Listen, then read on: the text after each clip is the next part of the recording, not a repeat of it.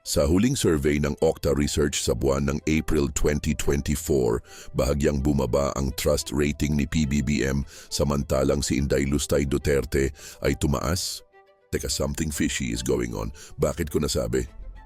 Magmula nang naupo si VP Sara at naging sekretary pa ng DepEd, ano ba ang mga accomplishment ang nagawa niya lalo na nung nakapwesto siya as DepEd Secretary? Noong magbitiw siya sa DepEd at pinalitan ni Senator Sonny Angara, ay nadiskubre ang iba't ibang katiwalian gaya ng paglustay ng confidential funds ng DepEd sa mga di maipaliwanag na dahilan. Daan-daang laptop ang natenga sa warehouse at di na ipamahagi. Taon-toneladang bigas sa warehouse ng DepEd ang nasira at inamaglang. Ganon din yung mga nutriban na para sana sa mga estudyante. Nabisto rin na may mga ghost student bukod pa sa proyektong 7,000 paaralan ay iilan lang ang naipatayo at kung ano-ano pang mga katiwalian kasama na rin dito ang mga panunuhol sa mga empleyado. Pagkatapos naman ay natuklasan din sa Office of the Vice President ang iba't ibang corruption at paglulustay ng pondo mula sa kaban ng bayan ng maralitang Pilipino sa di maipaliwanag na dahilan at dito nga siya nabansagan na Shiminet Pusit dahil sa hindi masagot sa hearing sa Kongreso ang mga katanungan tungkol sa di maipaliwanag na dahilan kung saan nagamit ang pondo lalo na yung confidential fund. At dito na nanganabunyag yung iba't ibang mga gawa-gawang pangalan at mga proyekto.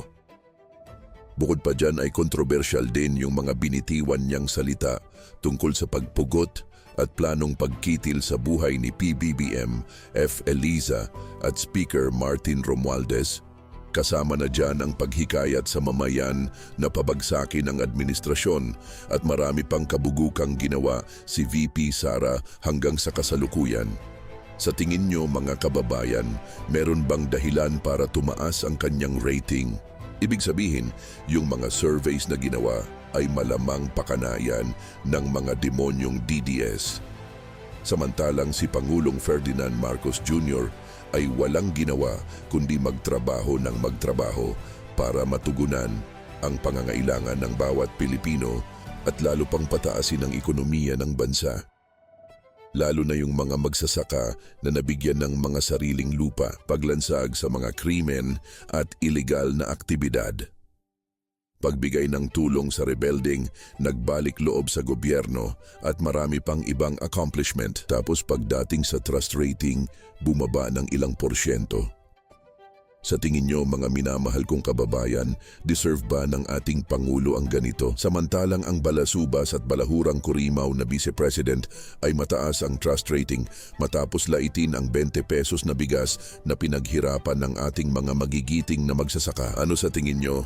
Dapat magkaisa na tayo at panahon na para bigyan ng leksyon ang mapanirang si Inday Sara at kanyang mga alipores.